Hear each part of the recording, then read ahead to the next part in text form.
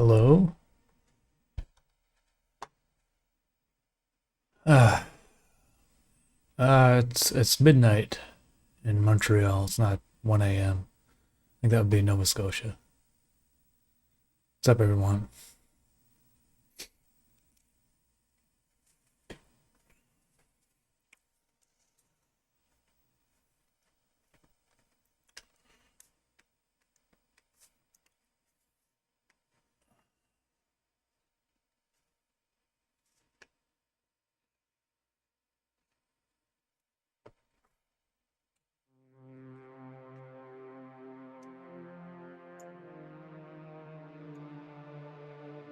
So, I'm just gonna be drawing some characters. I don't really have a plan for tonight, but that's about it.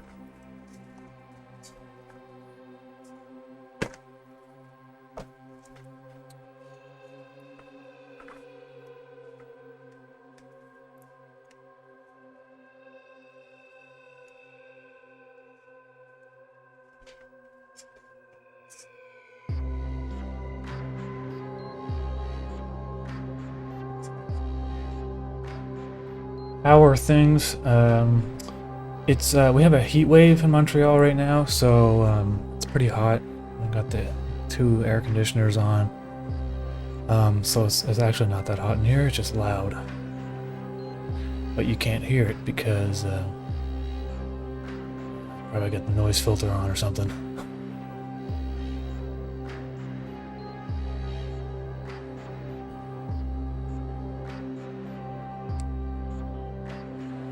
Are you wearing your PJs? No, I'm wearing my boxer briefs and a shirt, which I just put on because usually I'm like naked in my apartment, but well, with my boxers, but because it's just so hot, it gets like humid, like super humid in here.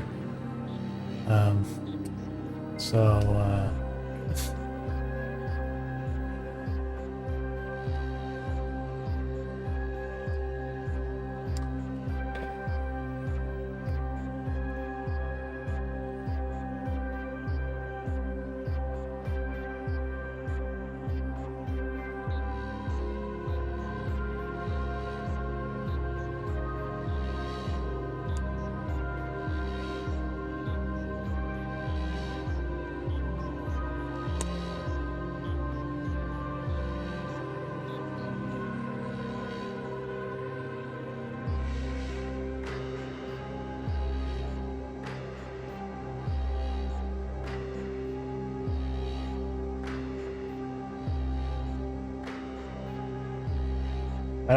sometimes when I'm doodling like this, I just kind of make a bunch of scribbles, and then something kind of comes out of the scribbles.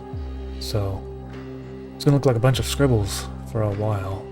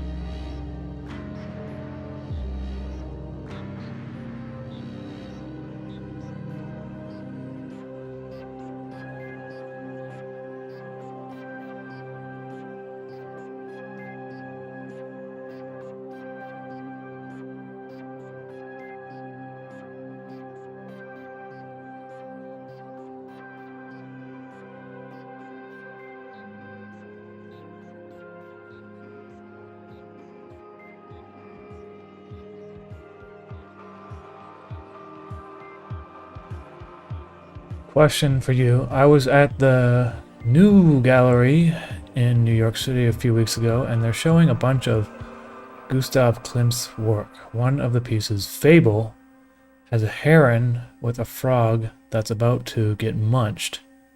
I didn't see that work in the inspiration credits at the end of interface, but does the pose match? Really? That's actually, I didn't reference anything for that shot, so I'm really curious to see what that looks like. Gustav Klimt.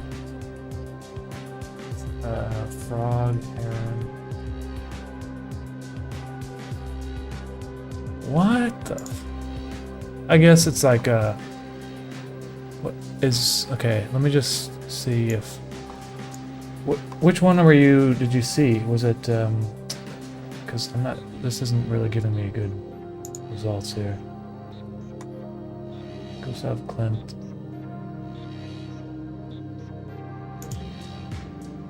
That's not it, is it? No, it's not. That doesn't look like his. That's a photo. Something.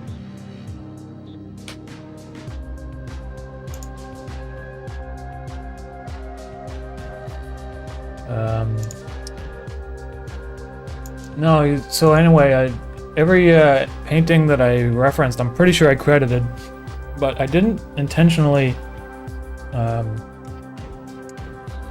do a reference to a Gustav Klimt painting. I think I'm saying his name right, Klimt. I don't see a one with a frog though. I don't know if there's a picture of the painting you saw. If you look up Gustav Fable. Oh, Fable, that's what, right, okay.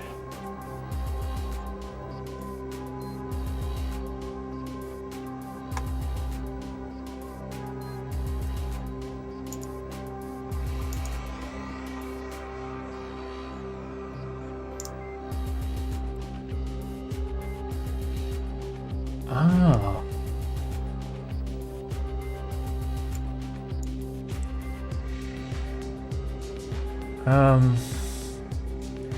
No, yeah, so I had no idea about this painting before. That's just interesting coincidence.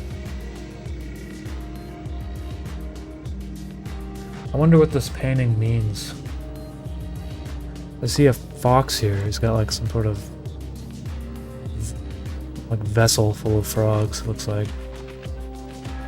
Lion. It's a strange painting. Maybe there's information on here.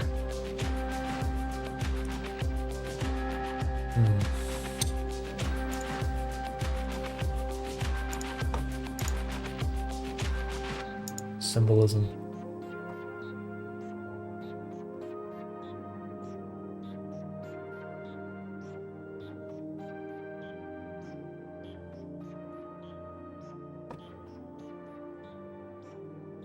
Let's see what it says about the heron.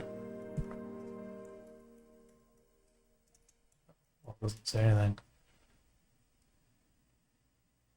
Frog, maybe? Oh, shit. Let me just,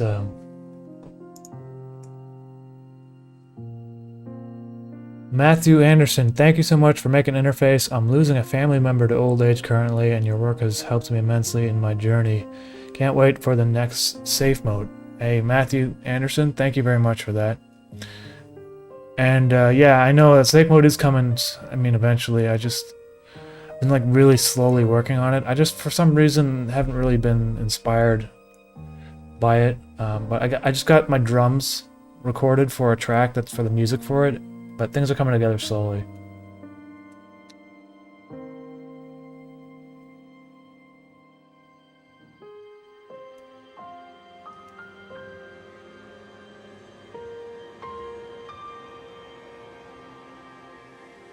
Doesn't say anything about the heron. It's surrounded by... It says a black and white bird fills the space in the painting. Those are definitely herons, right? Or are herons black and white?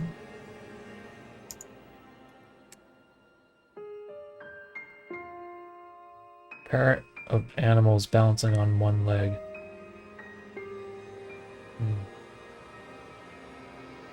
It's a very literal interpretation of the painting.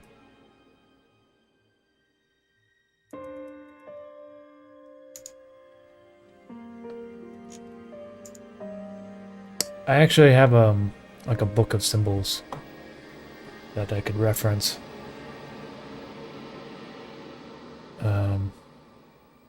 Wonder if I should do that. Let me just go get it.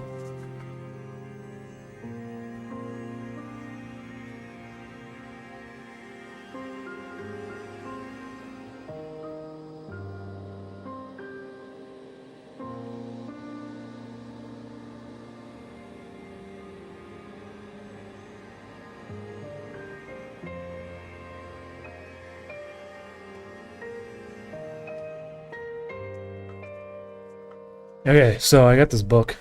You see that? Book of Symbols. And in the back is a, like a, I don't know, what do you call it, like a index. And you can look up words, like a frog. And I was looking through this book after, I only see gray herons, or they're kind of blue.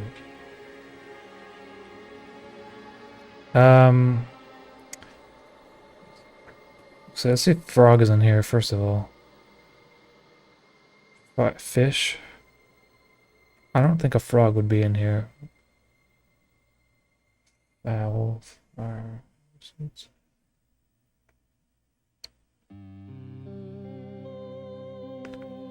fox. I mean, there's a fox here, but I didn't. Oh, there's a frog. 190.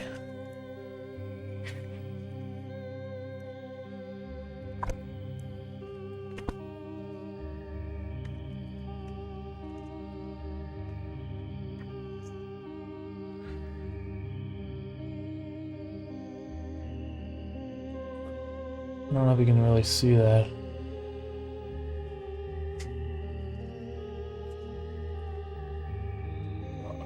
Frog? There's little pictures of a frog.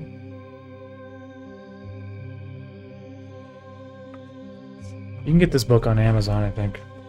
It's called Book of Symbols. The Book of Symbols.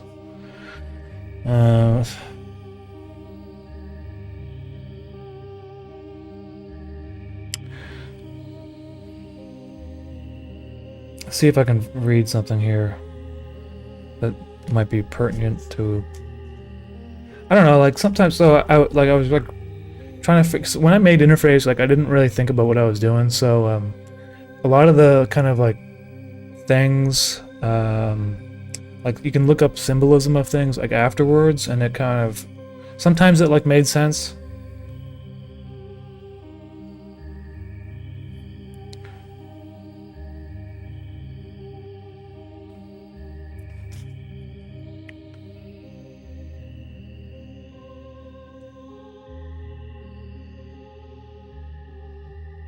Says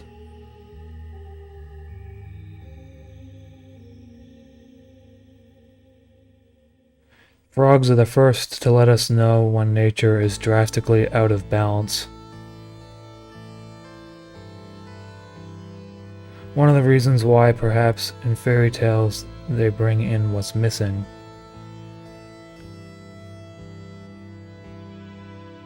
Currently one of the most threatened groups of animals on Earth, they are an accurate indicator of a traumatized biosphere and of a future that might be woefully absent of their mosquito and fly catching.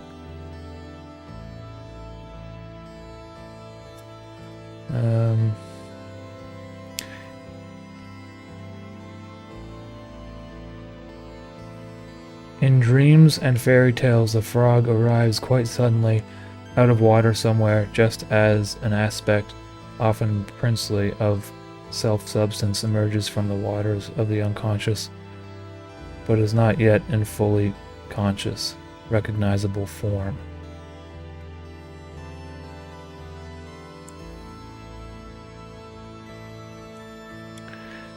In many such fairy tales, this fertile little being from the watery regions must be accepted and attended to in its frog form. However unattractive or odd it may seem, inevitably it transforms into the soulful prince or princess. I could go on and just read this whole thing, but I wonder what happens in that episode. I forget because it's been so long. The frog gets eaten, and then mischief consumes the soul of the frog, and then learns how to be a frog.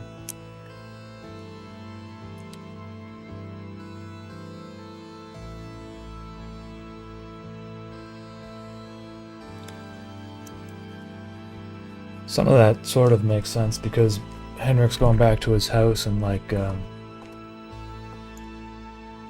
everything's all out of whack. The road's washed out and stuff. Maybe I'll draw a frog. Anyway, I bet you I could read up like a heron later. If you're interested, see what that says.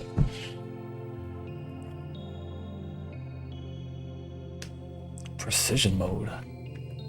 What precision mode? Get out of precision mode. Get out of precision mode.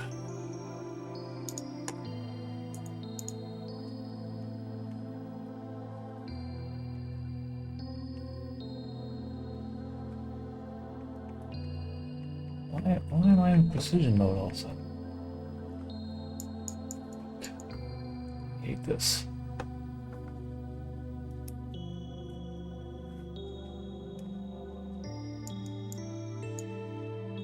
Does anyone know how to get out of precision mode? Ah, God's sakes.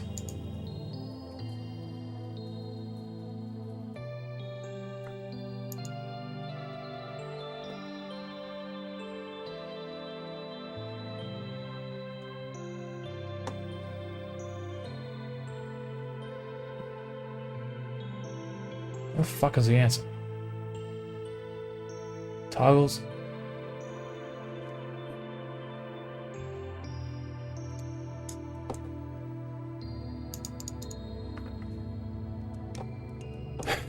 Okay, let's just... What was that? Oh, I'm still in precision mode, even when I'm outside of Photoshop. Amazing. This is what the kind of shit makes me want to throw my computer out the fucking window sometimes. Okay.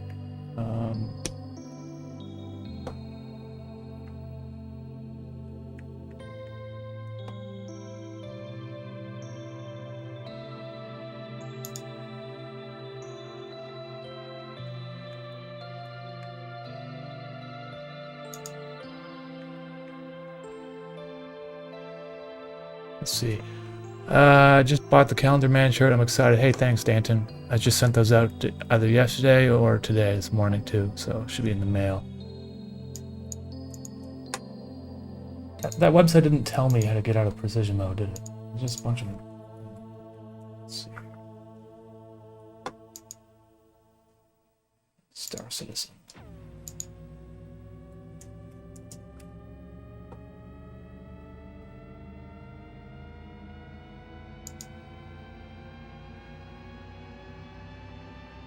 I've disabled the express key.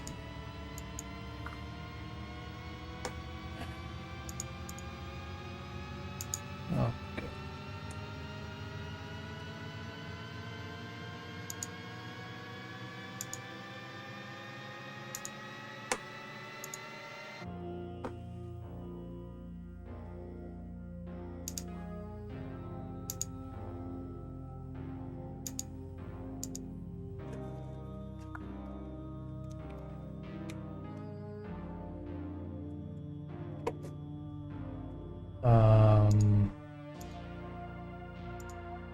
Where's all the fucking information?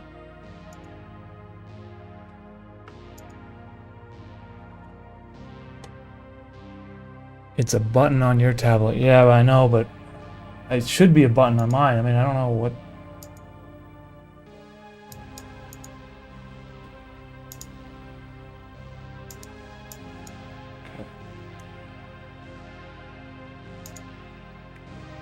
Okay, it's not that button.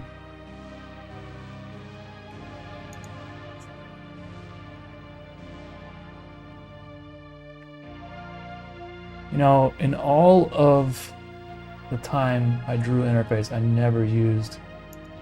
Oh, there it is. It's a third fucking button. Why is it... Okay. Oh. God, man.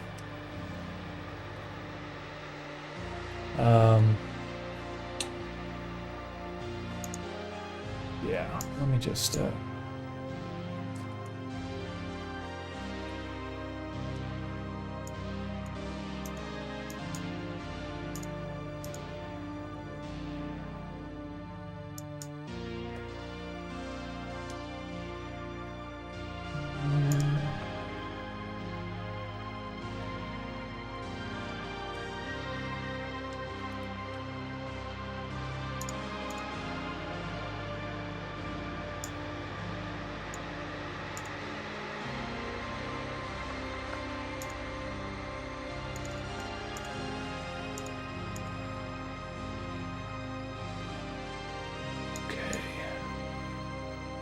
There we go. We're done. Back into drawing. We're drawing frogs, I think. Oh man, I got on a tangent there.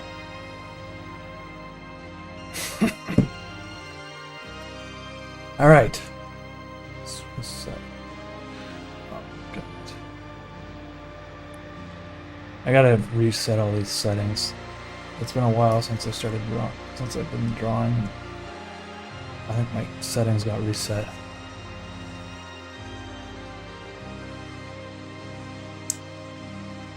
Jesus, that's what I want to do. Just rotate. Okay. All right. Let's go back to doodling.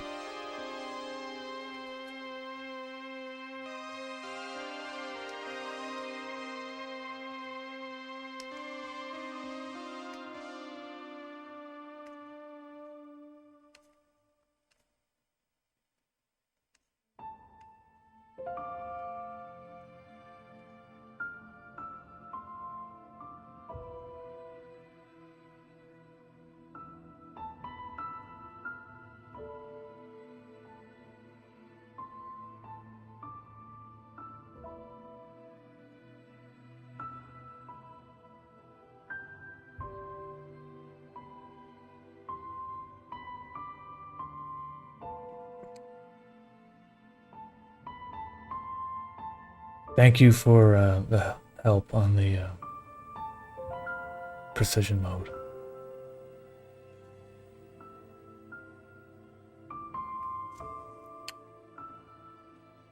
Not, you know, I don't know about his eyeballs here. I feel like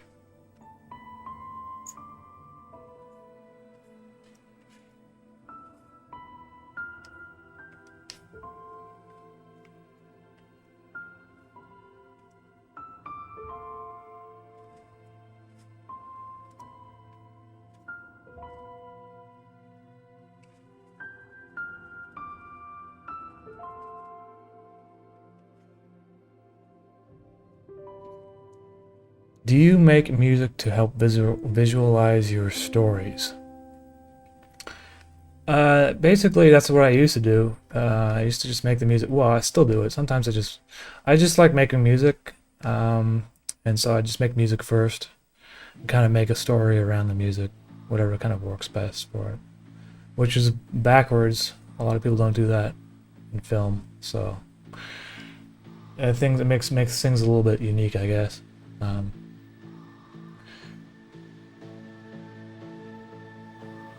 I've been taking a break from making music though, because I was working on an electronic album, and I still might. Well, I'm gonna finish it, but it just everything sounded very uninspired and similar, and I just need to take a break. Like, thing is, like, it's just working too much, and it makes the artwork kind of suffer. Just constantly, I need like a reset my brain or something, you know.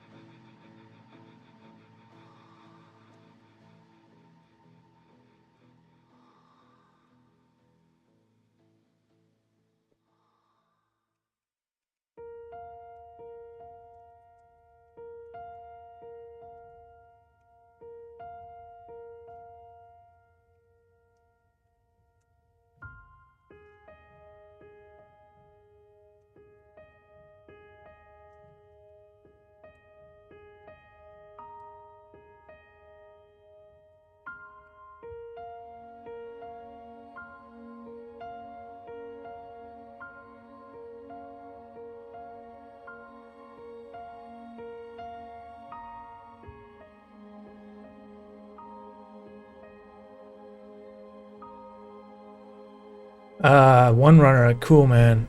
That's nice, man. Yeah, send me the photos on Twitter if you can. No, it's probably the easiest way.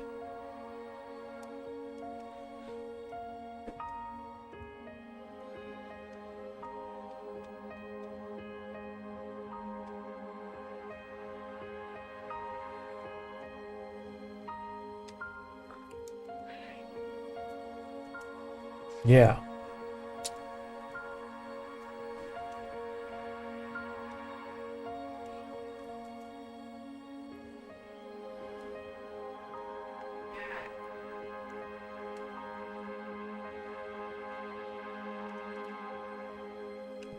You guys have been watching Smiling Friends? I haven't been watching like the full episodes, but I've just been watching clips on YouTube. And that show is hilarious.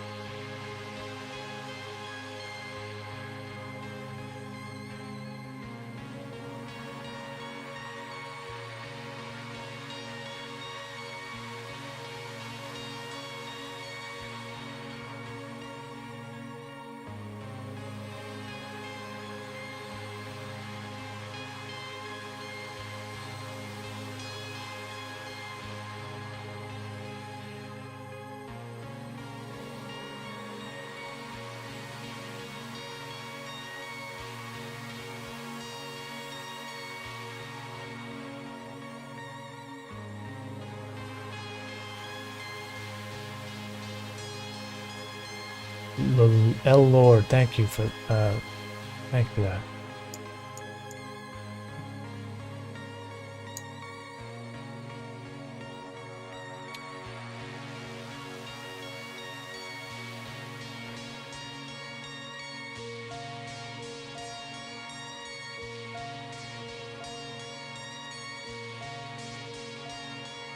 Alright, I got a frog here, but you know, I feel like it could be better, so I'm gonna try drawing something else now. See what else we can do here.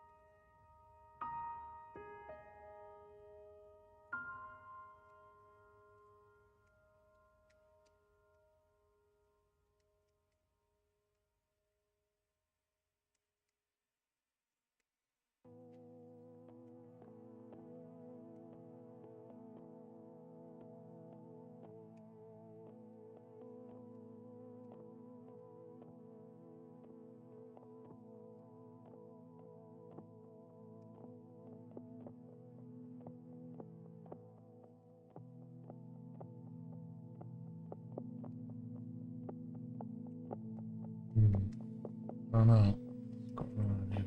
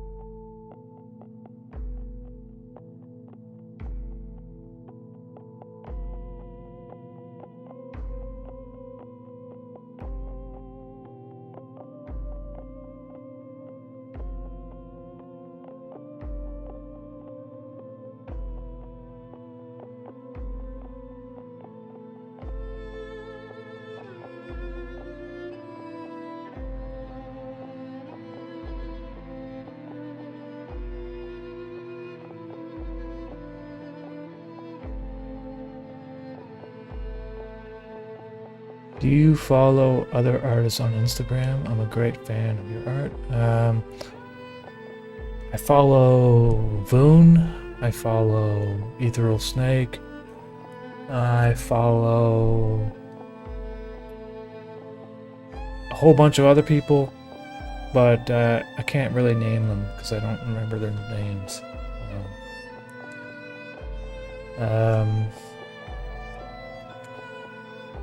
I don't really use Instagram, to be quite honest with you guys. I post on Instagram, but I don't really like look at it, you know what I mean?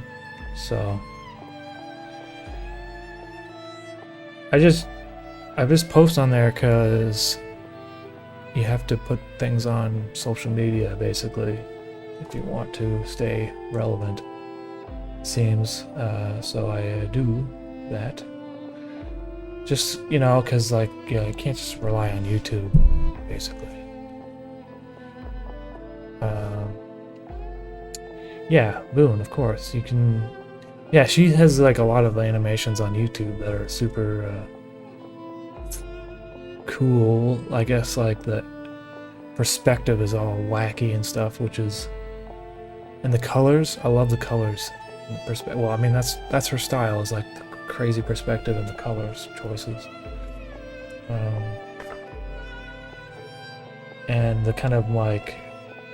I don't know what the humor would be described as. It's not really humor, but it's more like...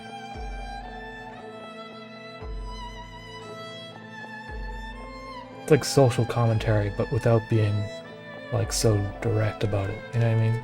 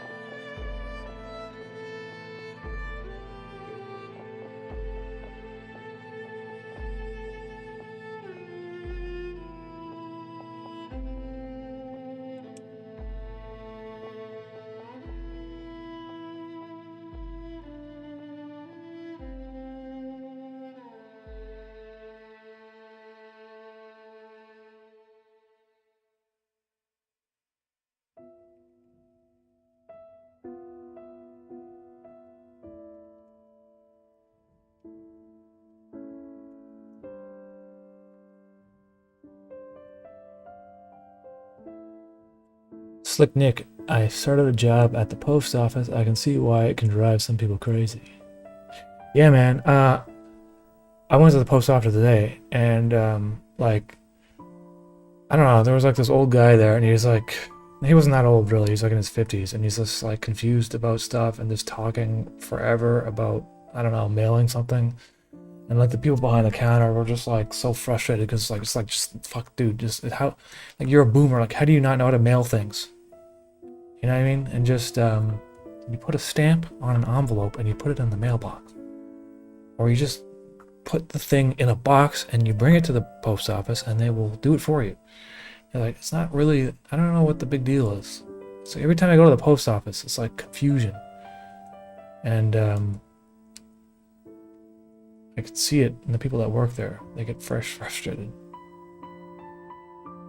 But that's just the post office, though. I don't know what it's like in the actual sorting facility.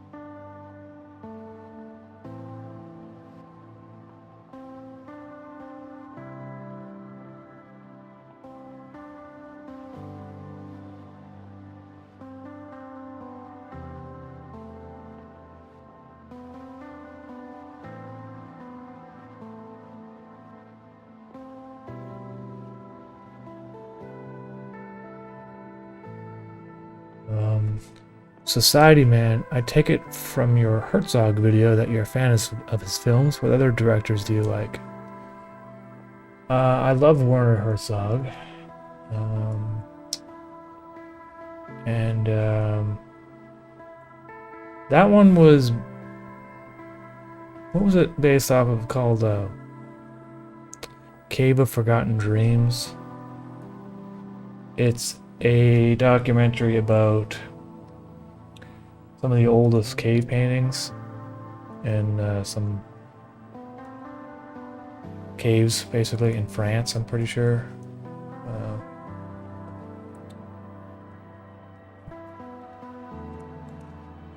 Somehow, it's like kind of a dry topic, you know, but somehow he makes it interesting.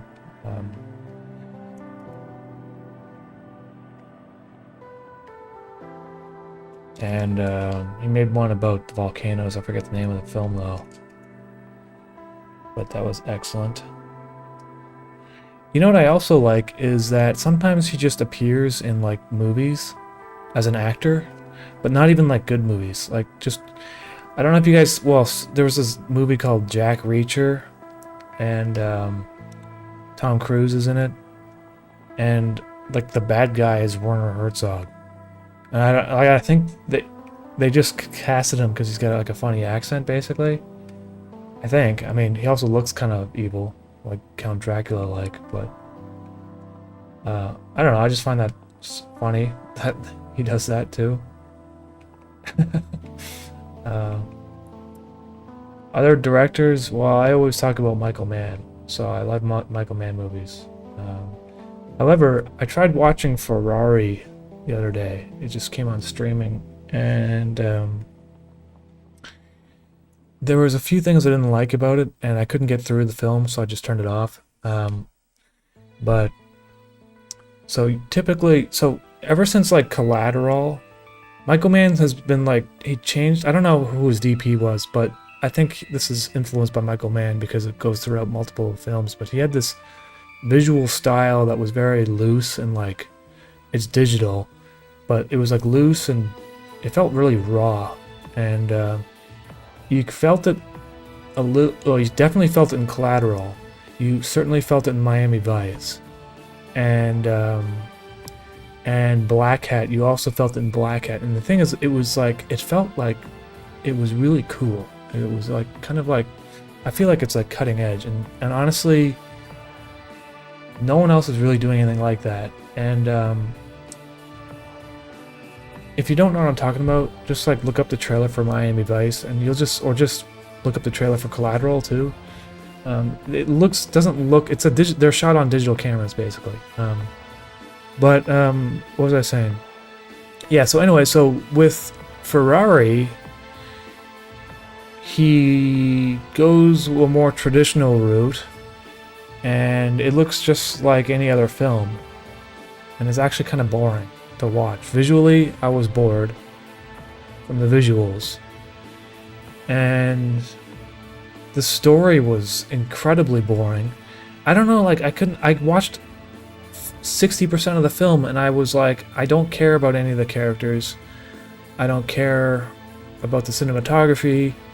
The music also was forgettable, which is atypical of a Michael Mann film. And the accents were horrible. I mean, there's one thing is like, if you're gonna do a movie about an Italian person that takes place in Italy, and you're gonna do it in English, you should at least get the accents like 90% correct.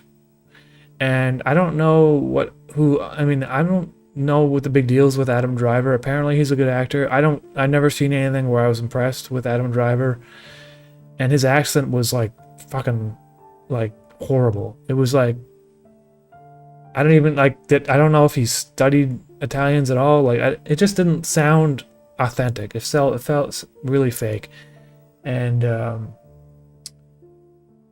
I just couldn't get into the movie. So I don't know. I mean, I read up the reviews, and a lot of people were kind of on the same page there. So I don't know what the deal is with Ferrari. So.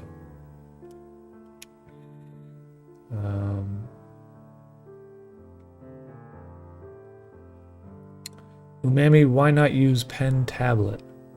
I'm using a pen tablet. But you mean like a drawing on the screen kind of tablet? I don't know. Just not enough desk space.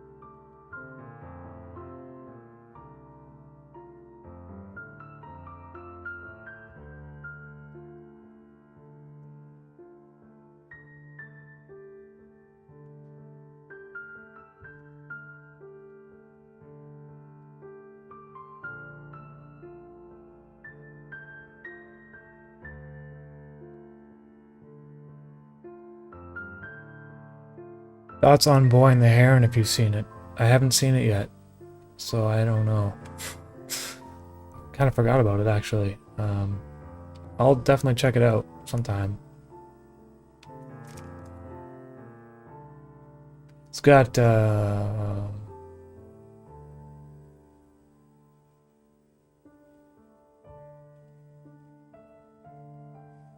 Patterson? What's his last name? Peterson? Patterson?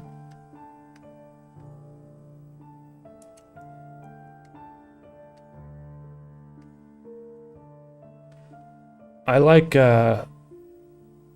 what's it called? Nasaka? Or I forget. Some Valley of the Winds, basically, is my favorite Gilby film, but haven't seen, and then probably be Spirited Away after that.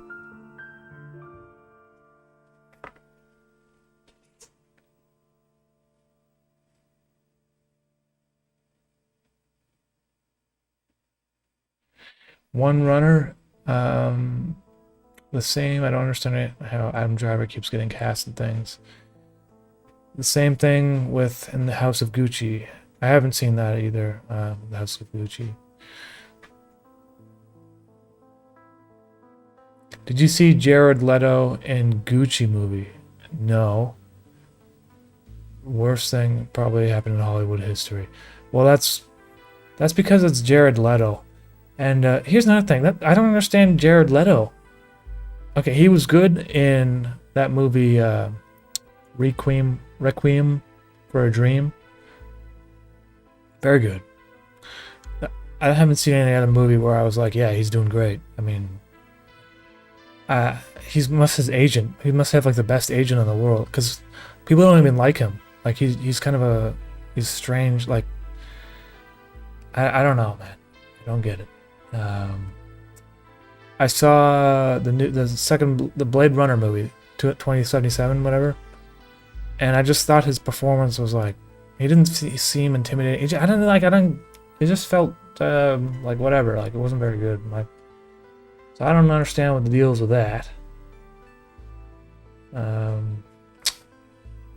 you seen The Lighthouse? Yes, I have. They filmed that movie in Nova Scotia, which is where I'm from. And Robert Pattinson, yeah, that's his name. He's very good. He's I think he made those Twilight movies, and then everyone kind of like made fun of him for that, but then he really proved himself immediately afterwards with like everything else he's made. So except for that movie where he's like in a limousine, a David Cronenberg film. You guys see that? I was bored watching that. I mean, I didn't get it. I like David Cronenberg, but I didn't get that. I didn't get that film. I was bored. Maybe I wasn't in the right headspace, I guess. It was one of those films that like takes place in one location, the whole movie basically, and it took place in the limousine.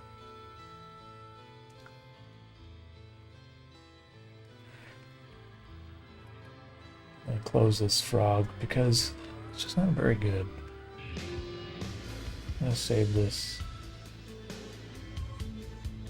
sketch.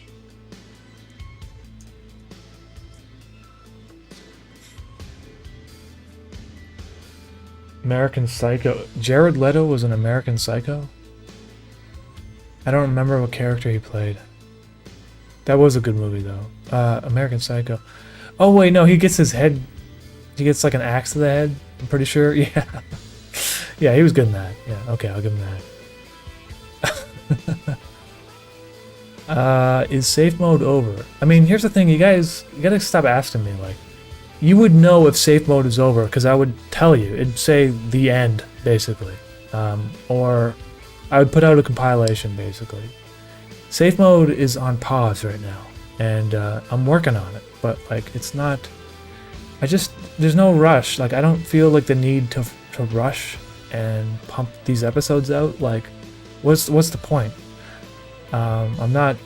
There's no studio backing me to make these films, so when I have the script in the right place or where I want it to be and I feel like I'm ready to animate it, I'll work on safe mode. But like it's just it's an ongoing process for me. Until then, I'm just going to be making random other stuff, you know, so.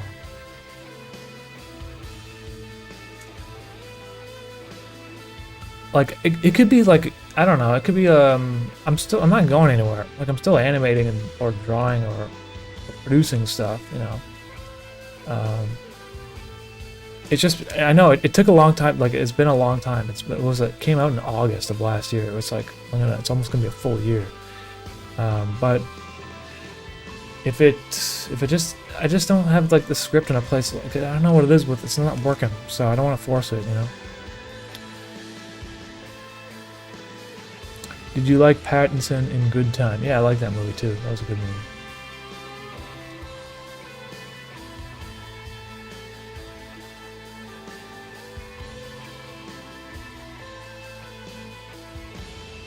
David Cronenberg has spent the entire later half of his career trying to distance himself from the first half that everyone loved. And I haven't watched like all of his movies, but I'm pretty sure he made what was that movie about the Russian mob? Takes place in London. That movie is like excellent. Eastern Promises. If you haven't seen Eastern Promises, do yourself a favor and watch that because it's an excellent movie.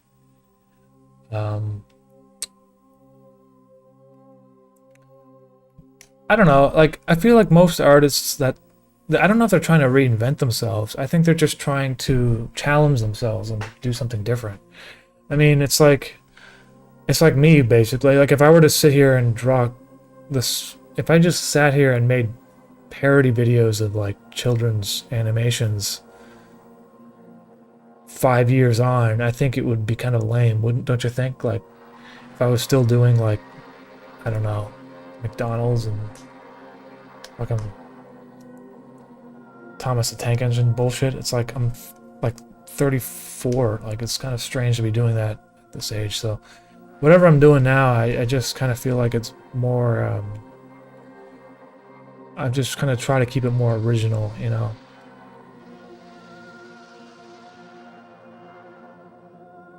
Neo Caleb, no worries, man. I mean, you're good, dude. I'm just I just get like frustrated sometimes. It's nothing that you said or anything.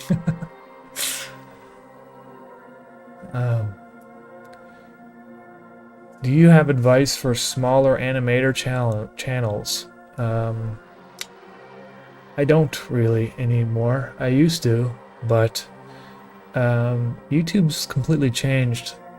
And also the way to promote yourself. Like, I used to say, you can like make little animations and post it on Reddit, you know, post it on the subreddit called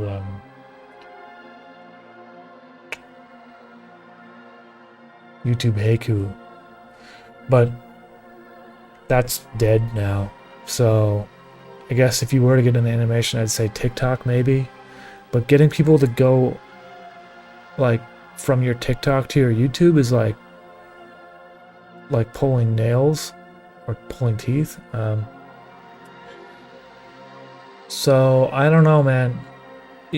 If you want to like a case study on what to do as an animator, you should go through Joe Kappa, because like look at his channel on YouTube.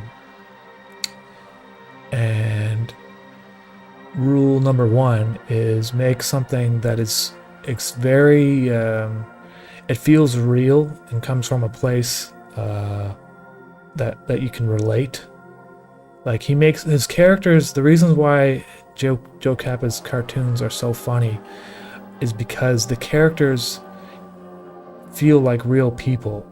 And you definitely know some people in your life that have traits of some of the characters that he has in his animations.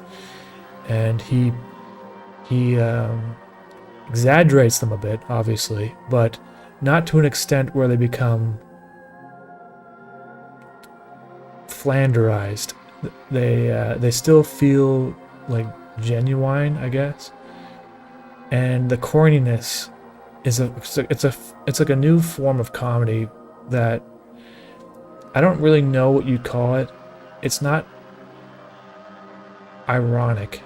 It's like post-ironic, which is it's sincere, but the sincerity is so realistic and cheesy that you feel some mixture of cringe, but also wholesomeness. It's like cringe wholesomeness.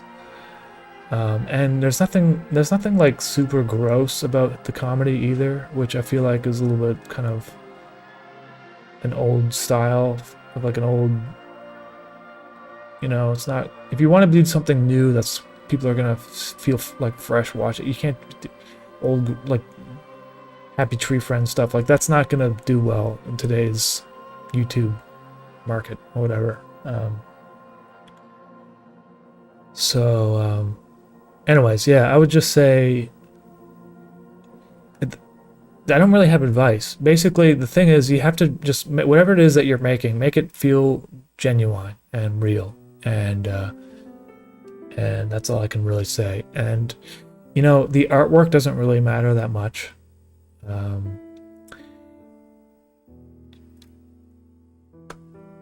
Just make sure you have good sound design.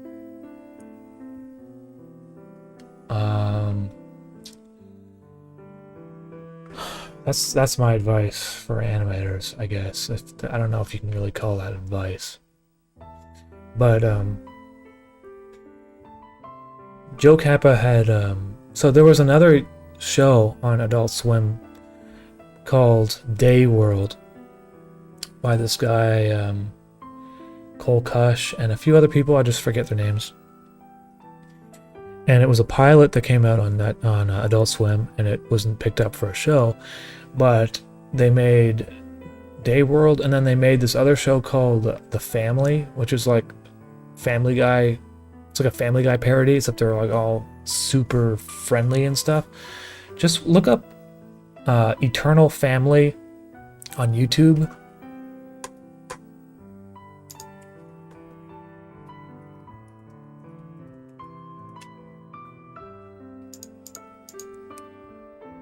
So this comedy, this style of comedy where it's like post-ironic is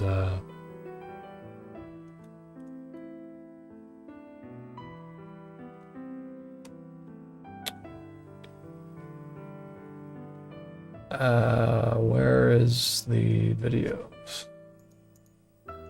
Hold on. Basically here, it's called The Family, Episode 1, full version.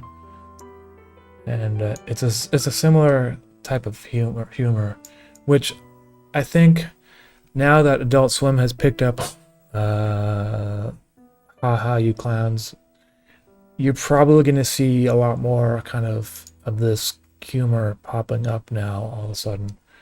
it's different from Smiling Friends. The humor's different, but it's like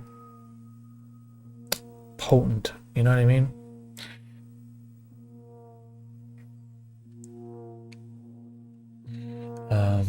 Anyway.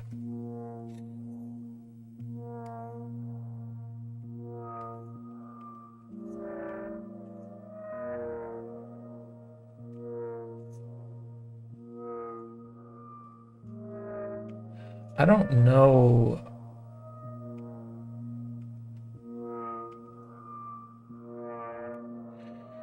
Yeah, so there we go. I don't know what this drawing is, really. It's just this weird clown. Let's give him some dramatic lighting.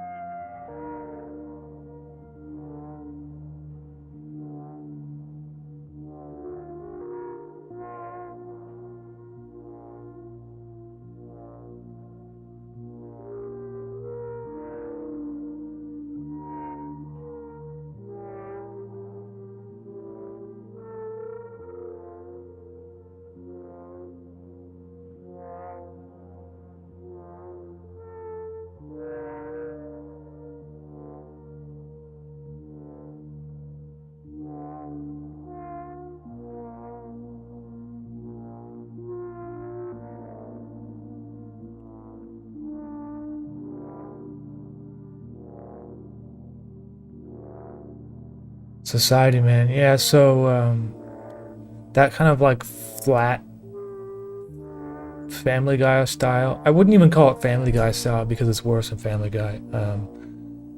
Shows like I don't know. What is that? I don't. Most modern animation, I really hate it too. I mean, just the style, just the way it looks makes me not want to watch it. But Smiling Friends is definitely not in that category. So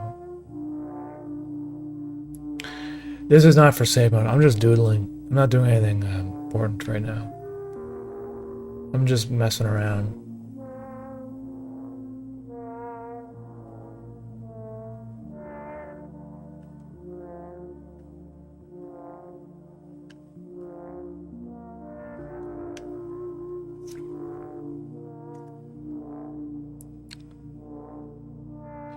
Mecha Monkey. Yeah, because here's the thing with Smiling Friends is they make, there's jokes that are within the universe that are they're just like, it's just physical comedy, or it's about the characters or the way they talk, or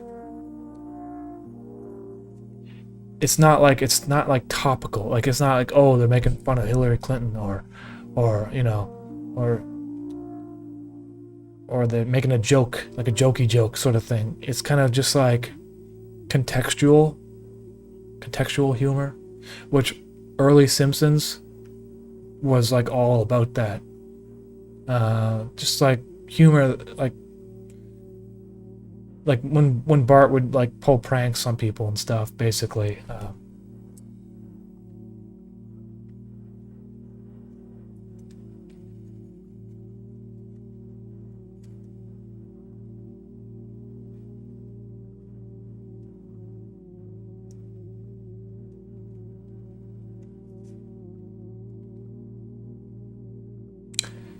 Steven Universe Bricklayer. You know, I don't even, I can't really judge those shows because I've never seen them. I've never really watched them. I don't really watch television or cartoons anymore. The thing is, I do watch clips of Smiling Friends, and I've seen Joe Kappa stuff, and I watch like YouTube animation, but I don't really watch like television.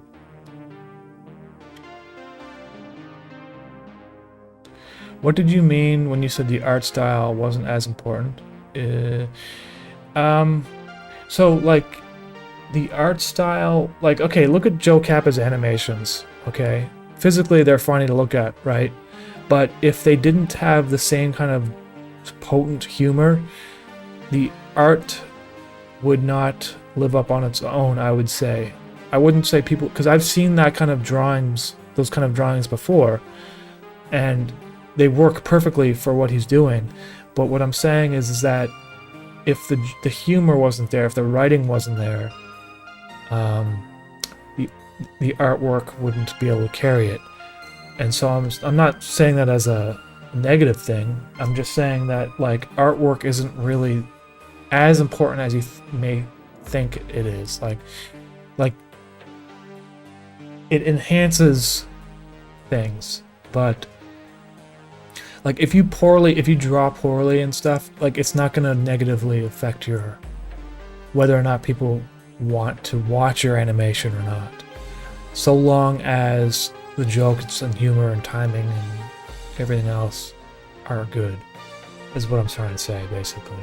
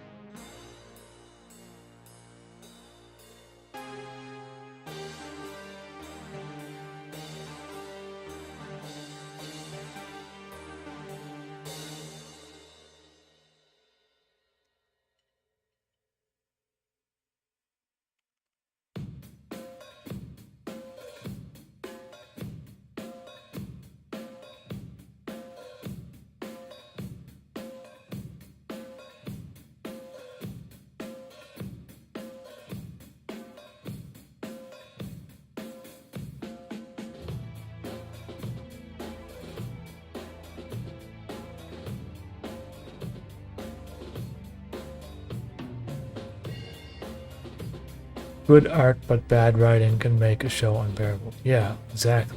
You can have like amazing artwork, but if it's boring, whatever, I mean, if writing's not there, no one cares. You know, it's the same way with everything, really. It's like, honestly, sometimes if your artwork is too good or the filmmaking is too good, it can work against you because it starts to look like you just put all your eggs into the visuals but didn't care about like everything else.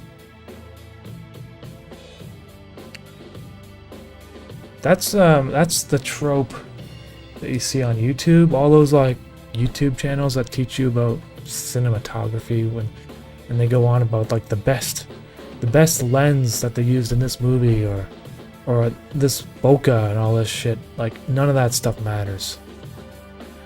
You can make an amazing movie with a digital handycam and no one's gonna give a fuck. As long as the story's there and you can hear things properly. I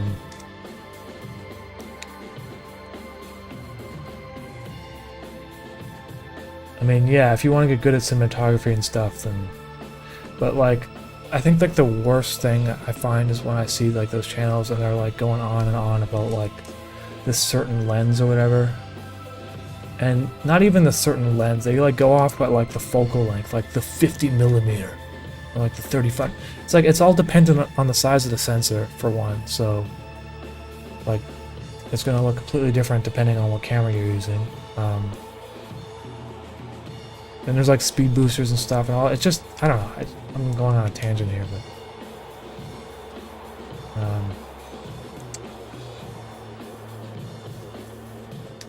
I just, there's gotta be like, the thing that bothers me about YouTube is like, you never see like, I never get recommended like how to write like gripping characters, or like how to make characters that you care for. Like, you don't see that being recommended to you. You see videos on what lens to use, and I don't know, maybe there's a niche there that could be filled by someone. But here's the thing, people that know how to write good characters and make them care for people and stuff, they don't want to give those secrets away that easily.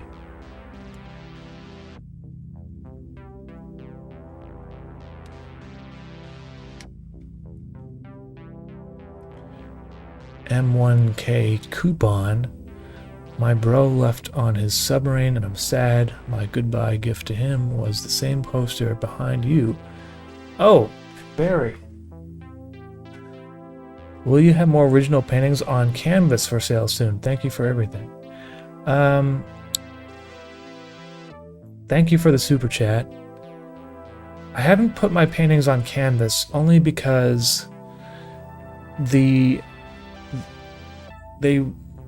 it would be wrapped around the edge of the frame, which I really dislike visually. And to counteract that, you could set it so that the image is like with a white border around it, but then it doesn't look right to me as it being on a frame. So I don't really like putting my artwork on canvases. And my supplier recently changed canvases too, and I don't know what the quality is like. So I just mostly send them on prints because the posters I know are very good quality. And the framed prints are, if they arrive with no problems, they should be good quality too. But that's just, yeah, I'm not a fan of canvas prints. That's the only reason why I don't do that. But yeah, and another thing is also if the aspect ratio, if like the painting is a different, unless it's square, I mean, if it's a certain aspect ratio and it's not like my supplier only has certain sizes and stuff, so it may not look correct, you know what I mean? Like there's like, it's like wider on the top or on the sides or whatever. So I usually, if I do sell prints, it's just on paper, which are very good quality, nice thick paper. But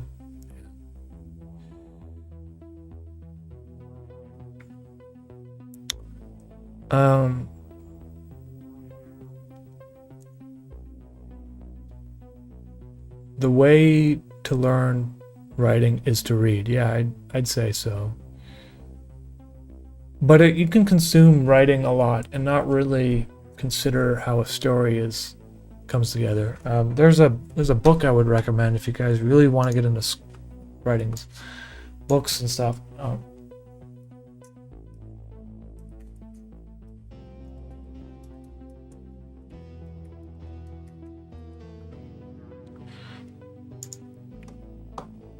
So if you guys really want to, like, if you don't know how to write stories, I mean, I don't really know how to write stories either. I mean, my stories are discombobulated puzzles, so don't take my advice, but I recommend this book by Robert McKee called Story, and it's a screenwriting book, but all the tips kind of apply to any sort of anything that you make, really. So 4.7, it's very well reviewed. I recommend this book.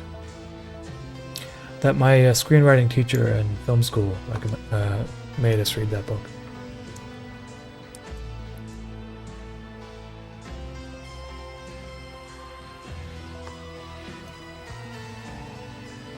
When you talk about writing, can it be without dialogue? Like you write a story that's meant to be understood only by the nice visuals, would that work?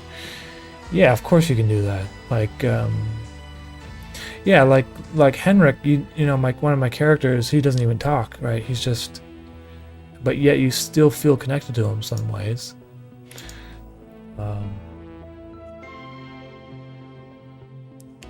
My McFellen animation doesn't have any dialogue either. The story is like not really a story though, but Like, you don't need to have like dialogue or in order for you to feel connected to like an animation or whatever. And honestly, sometimes the dialogue gets in the way, you know.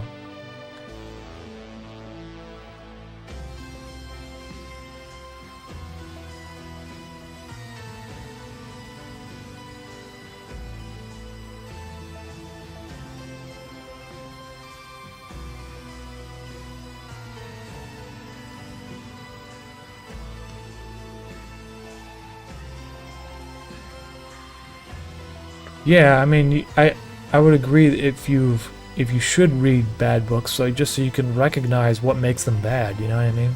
It's the same thing with movies. It's like, you know, how do you recognize if an actor is a good actor or a bad actor, you know? Unless you've seen movies where the acting is excellent, but like you can't. The thing is, it's like you're dealing with people in real life every day. When you watch a movie and you see excellent acting, you shouldn't even recognize it, because what you're experiencing is something that you're supposed to feel like happen, like is real, you know. And so you don't really get pulled out of the movie unless you see bad acting, and sometimes people can't tell what bad acting is. If you want to see some bad acting, I'm trying to think of a movie that has really bad acting.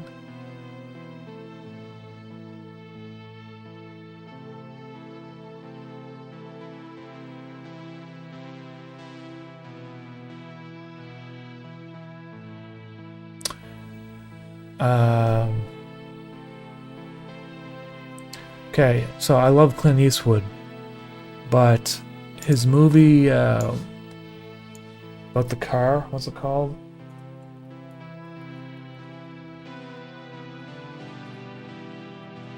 Gran Torino. He's a good actor, but I'd say almost all the characters that aren't Clint Eastwood in that movie, their acting is subpar.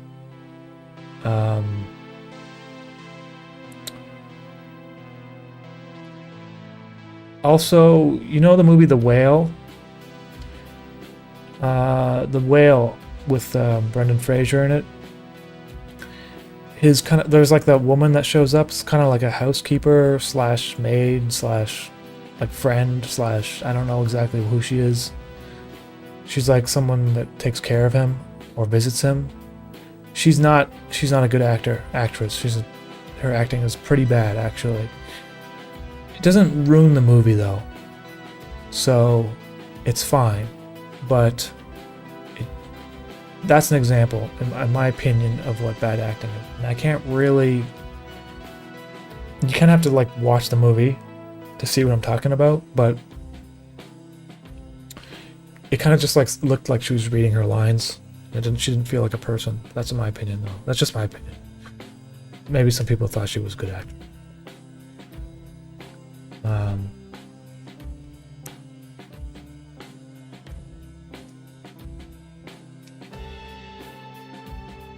And Gran Torino is a good movie too, but I'd say if you were to say it's not like the acting isn't what makes it a good movie. You know what I mean?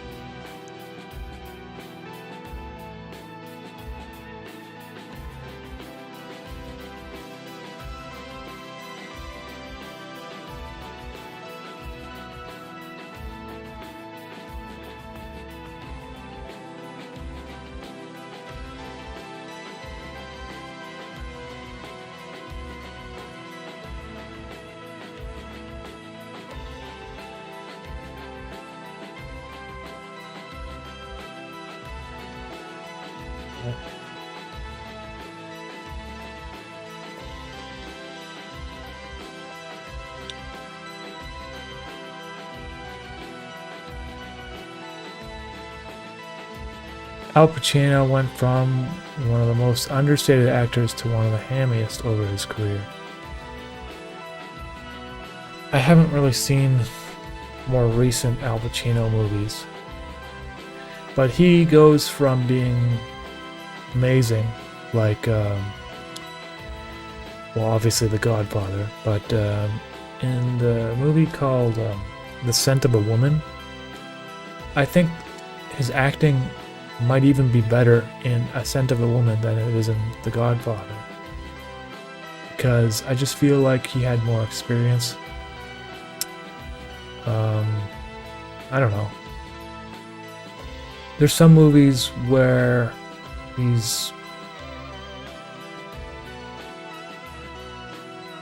Yeah, what's that other movie called where he's like with Alec Baldwin and they're like selling things? Glengarry Glen Ross. That's a movie that's... I think it was adapted from a stage play similar to The Whale. So the dialogue is a little bit verbose, but I'd say his acting in that was pretty good too, pretty excellent. But you know, the thing with acting is it really depends on the script.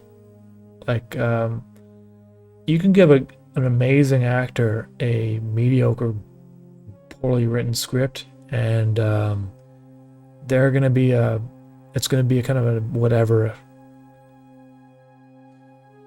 The performance is not going to be great. So people, I feel like, you know, sometimes I feel like actors are a little bit overpraised for their performances sometimes, when a lot of what they're doing is coming from excellent writing too. There's and that explains why, you know, obviously you see some movies with actors that have done amazing things, and whatever it is they're doing in this other movie, whatever, is just kind of like whatever. I don't know, like, I'd say yeah, okay, so what was that movie?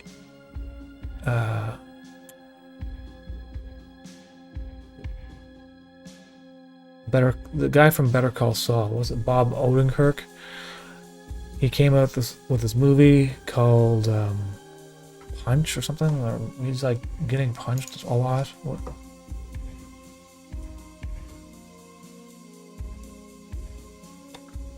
Oh yeah, it's called Nobody.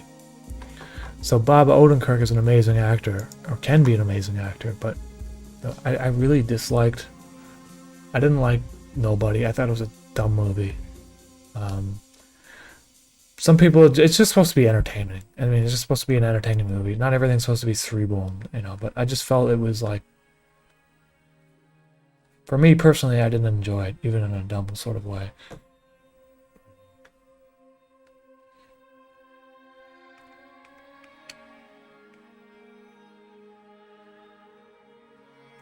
I feel like the lighting on his lips is like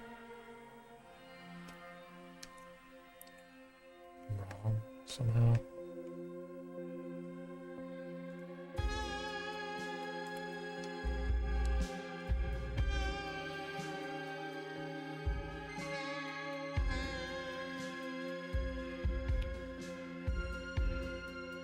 Jamie Foxx's interviews about Django Unchained give more info on this. Tarantino doesn't allow improv. You're here to perform my script, and that's what I hired you for, or something like that. That's interesting. And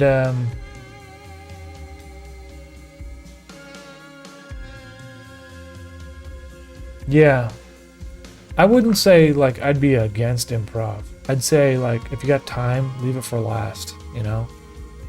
Let's do it the way it's written first, And if you have some alternatives, let's try it out.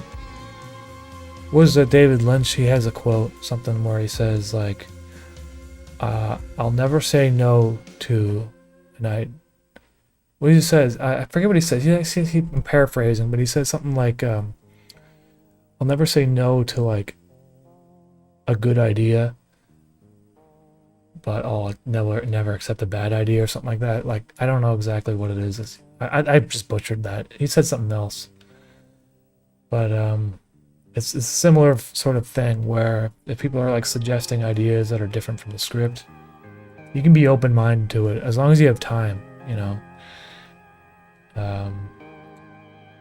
But like sometimes improv makes just the show feel like improv, you know.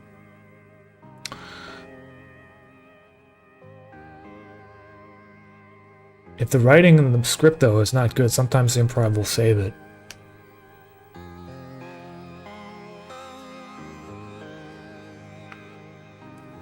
But you really need to have people that are... Comedians tend to be really good at it. Well, comedians have to think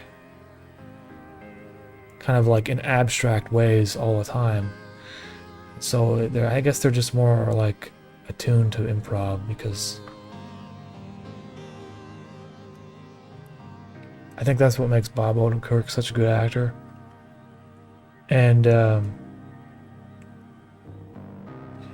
William, what's his name?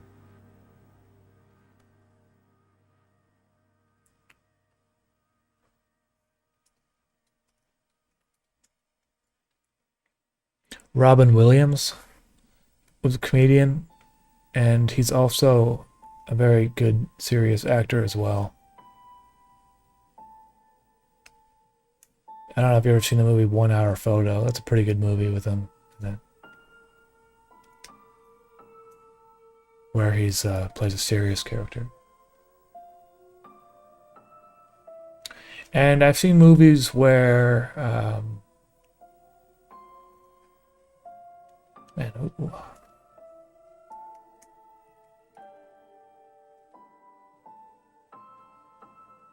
Mike Myers is the name.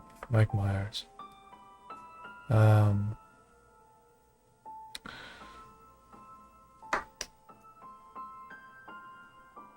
seen movies where Mike Myers plays like serious actors, serious roles, not comedic, and he does a pretty good job too.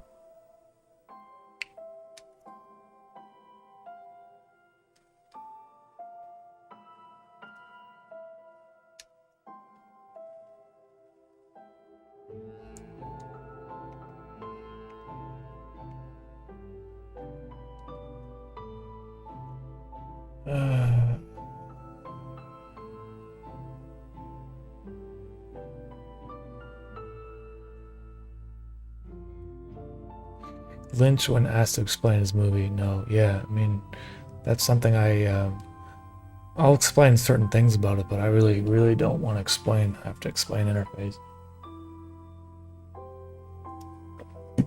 It's probably a good way to go about it.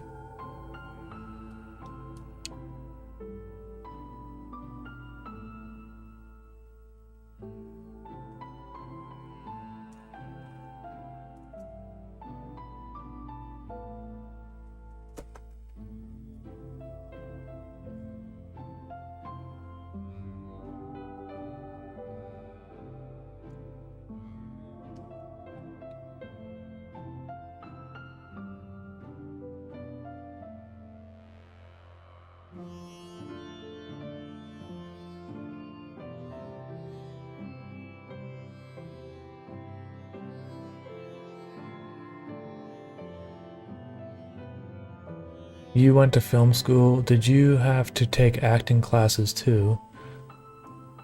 I did not take acting classes. They had an acting class, but my film school was pretty small, and I think for some reason it wasn't available when I was there. Or I didn't take it or something. I forget why I didn't take it, but no, I didn't take acting classes. So I don't really know how to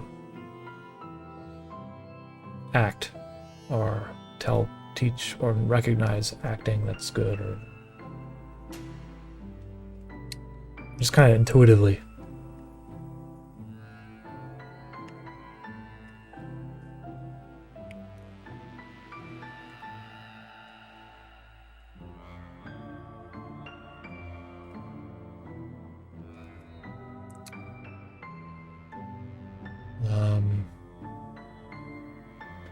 I didn't know Adam Sandler was a good actor until Uncut Gems came out. I knew he was a good actor because he was in that movie Punch Drunk Love.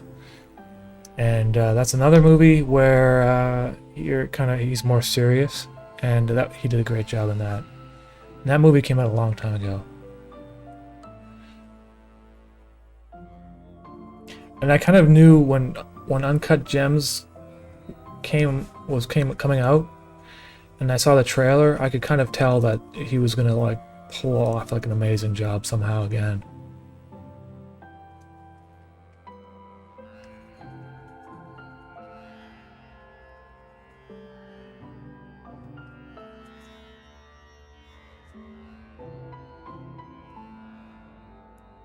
Have you ever pitched a TV show or created a Bible describing a show? Beyond Interface? No, not really. I mean, yes, I did actually, but back in film school days. And it wasn't like a show or a movie, it would be like for a short film.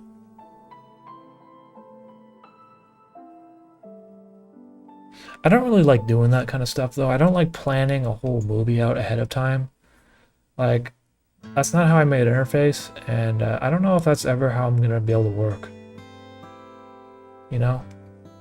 And that's probably gonna hold me back from pursuing film seriously beyond just independently producing things, because I don't work that way, you know? My brain doesn't want to plan everything out. That's just the way it is.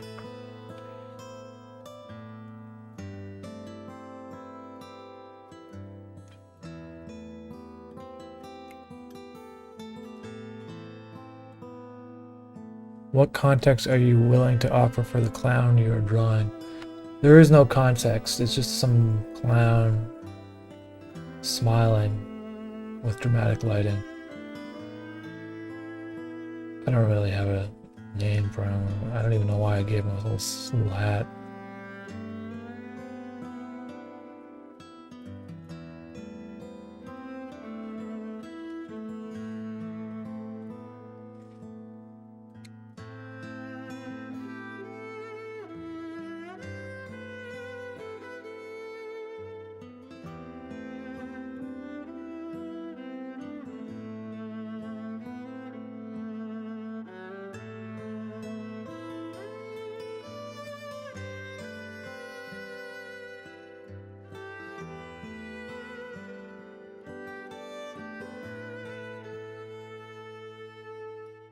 Interface was completely unplanned up until like episode 4 or 5.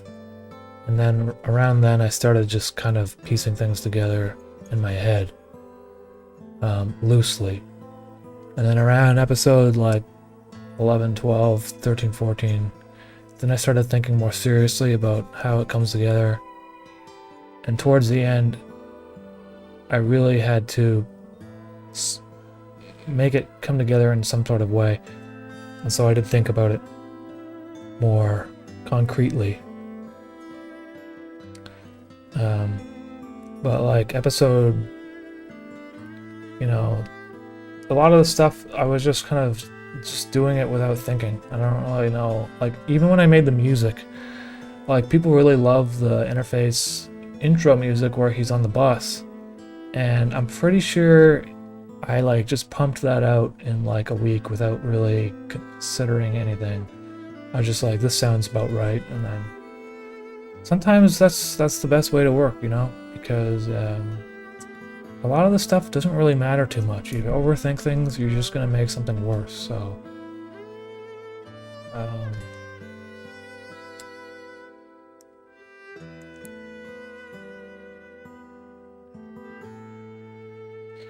can you talk about your experience at Annecy?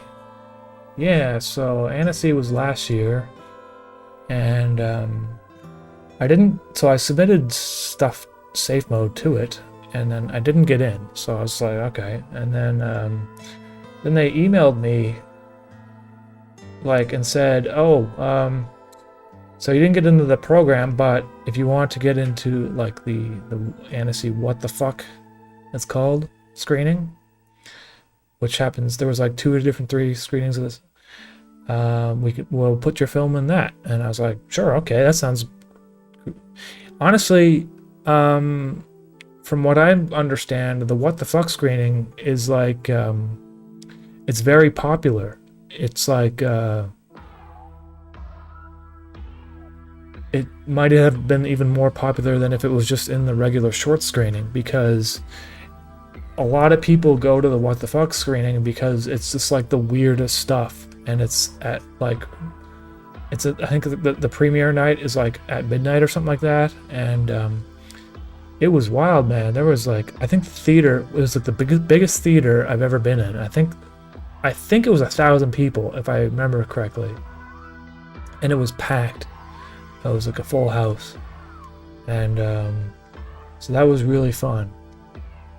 Going to Annecy was expensive though, because when they told me I got into this program, it was like a week after they told everyone else that they got into the film festival, and so all the hotels got booked up immediately and stuff, and I was like scrambling to find a place, and I found an Airbnb, which was very expensive, but whatever. I had money saved up, and just made a vacation out of it basically. So Caroline and I went down there to Annecy, and I was not prepared for how beautiful the location was. In the south of France. It's like amazing place, surrounded by the Swiss Alps, and saw a bunch of movies there. Some of them were really lame, some of them were good. Hung out with some friends that I know there, and did some biking and stuff. It was actually a really nice vacation, you know. Annecy's a bit weird though. I mean, I don't know what the quality of most films are that come out every year, but some of the films were like really bad. I saw one movie called Inspector's Son. It's like about a spider detective or something like that, and it was like terrible.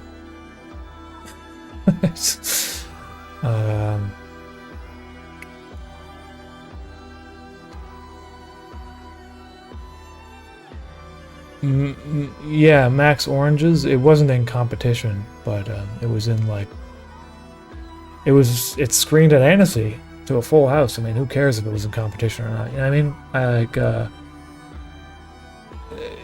It was very fun. I think they don't cover your airfare and stuff. If it's out of competition, I don't think they do anything for you. If you are in competition, they might cover airfare. I have no idea though. I don't know. All I know is that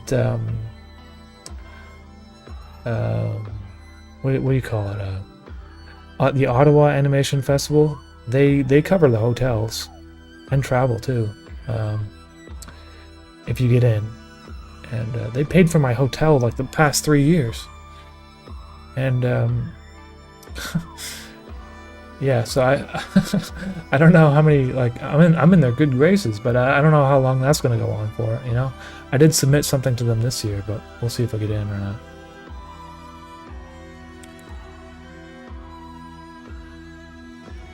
Either way, I'm just like I'm like 2 hours away. I'll just drive down there if I need to. I've done Ottawa animation 4 times, I think. The first time I did it was 2019, and I was basically a nobody back then in terms of animation world, right? But then they got my, I think they got my Soup Sun video in, my Soup Sun video, forget which one it was. second one, I think, the Cycle of Life. Then the pandemic happened, and they had like online festivals, and they put a few animations in. I did, and then they opened back up to be a real festival, like not a real, like an in-person festival. And I forget what happened. They just screened some stuff I made. I forget exactly what it was. And then last year they did a retrospective, so they had like fucking like 25 of my films in the festival. It was crazy. So that was fun.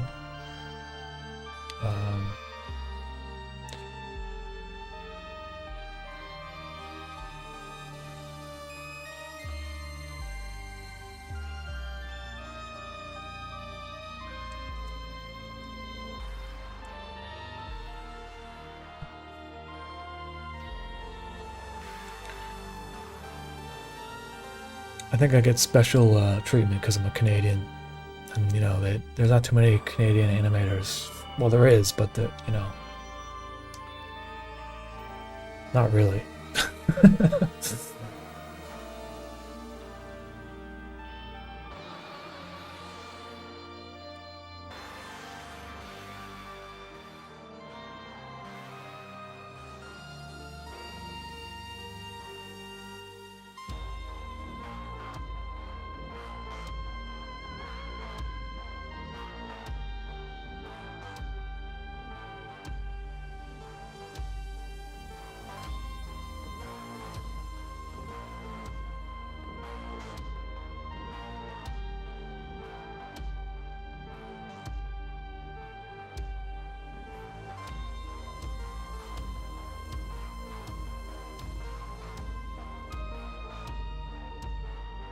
Have you been to Japan yet? I know you're the artist.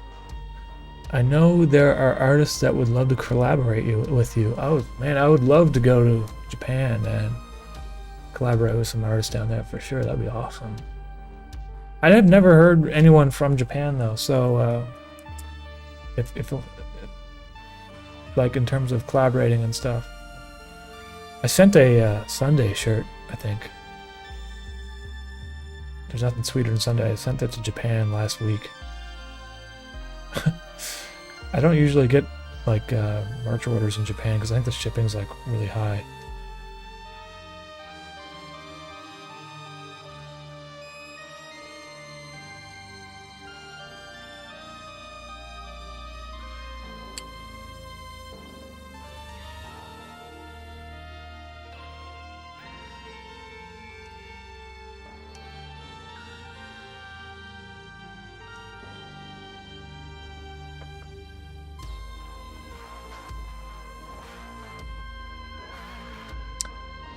Do you ever submit to Sundance just for the hell of it? Not really. I mean, I submit to SWSX, and I gotta be honest with you guys. I'm kind of like I'm sort of over festivals. I'm a little bit over festivals too. I mean, they're fun parties. Okay, you want to go spend money, have fun party, and drink yourself and whatever.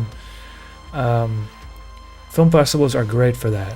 Meeting people, even if you don't talk to them ever again, just making connections with people. Film festivals are #1, but they don't necessarily really do anything for you in terms of your career unless you happen to, you know. I've gone to these film festivals so many years, right? I meet so many different people. They don't really. It's just kind of like a big party where people in the industry go to hang out. That's what I'd say it is. And of course you can pitch stuff. You can pitch projects to film fest, like studios and stuff. I don't really bother with that though.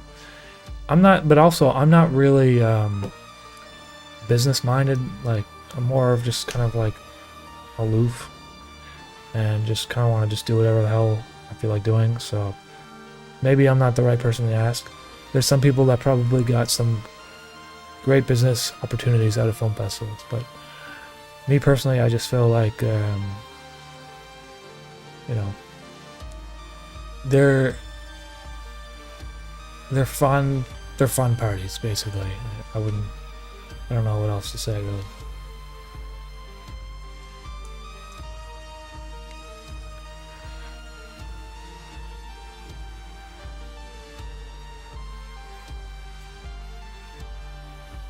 Anyways, guys, I'm probably gonna wrap this up soon because it's almost 2 in the morning. And the reason why I'm streaming is because I have not been able to sleep properly for the past 2 weeks, and I know that if I went to bed right away, I just wouldn't go to sleep. Hence why I called it the Insomnia stream.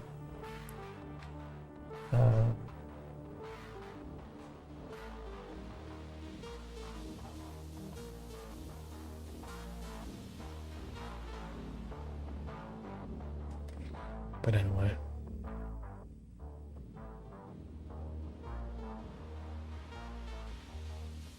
No, the first time I've gone to big film festivals when I was much younger and shy and stuff, you know, and these days I just don't give a fuck. Like, I'll just walk up to someone and start talking to them. And I was, that's the one thing about Annecy is, like, you know, if you're gonna spend all that money and go out there and just stick to your crew of people, you're making a mistake. You need to get yourself out there.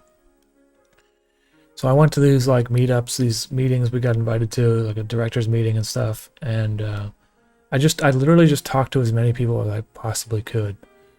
And you meet some really fun people sometimes. Sleepless. Hey, I appreciate that. Thank you for the super chat.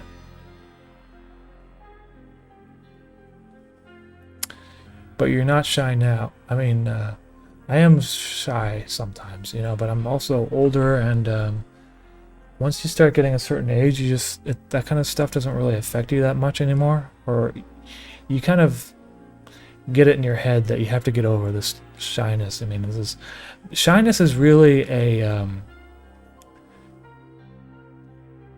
it's kind of like a defense mechanism, or it's like, what do you call, it's kind of a selfish thing, because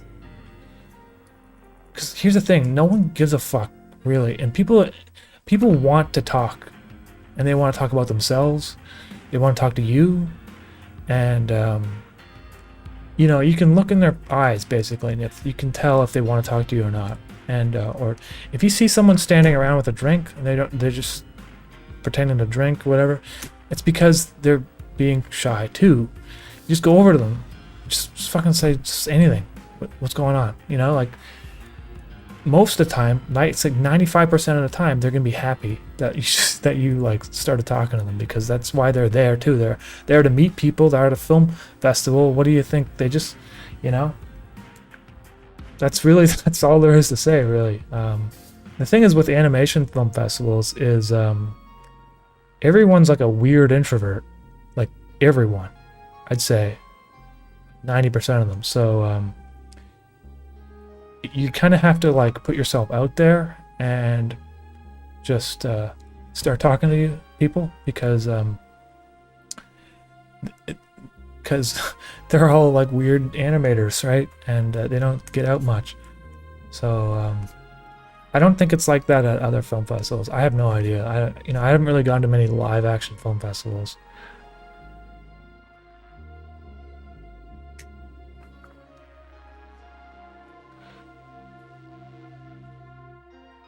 Thank you, Eggs on my coffee. Eggs in my coffee, like your name. Hey, Bazard Studio, thank you. You're older than me, sir. Love it. See you again tomorrow. Probably not. I don't think I'm gonna be streaming tomorrow. Maybe not, but we'll see. I think it was we both had a film playing at Animate's on the same night, but I didn't make it out. I'm sure we'll cross paths one day. Oh, right on. Okay. Yeah, Animate's was, do you know what was the name of your film? Are you a Montreal filmmaker, or?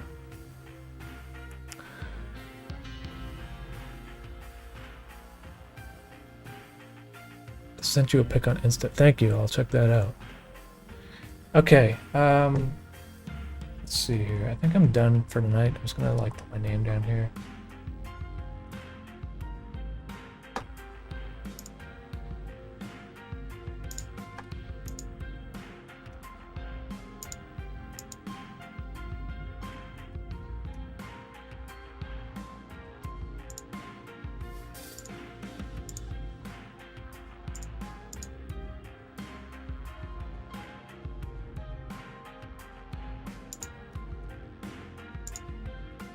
Oh, I was like, why is the text? Like canvas is rotating or something.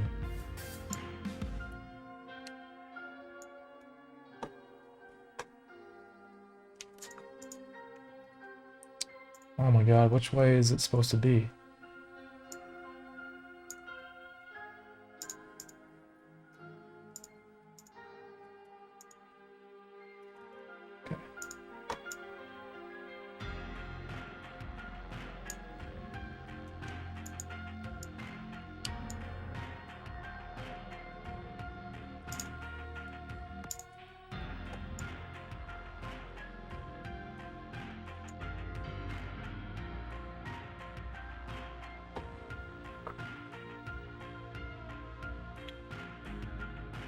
Alright everyone,